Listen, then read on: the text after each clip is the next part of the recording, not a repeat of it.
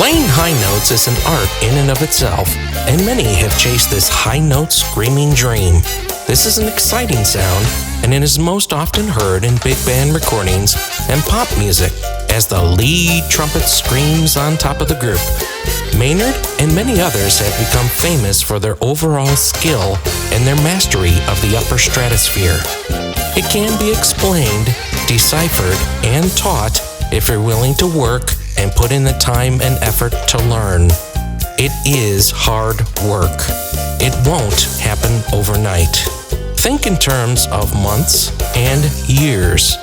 Then you have to practice every day to keep it. You must practice in the upper range every day if you want to achieve lasting results. Try taking the Clark studies up an octave or play big band and pop lead charts every day. Just play in your upper range every day for an extended period of time.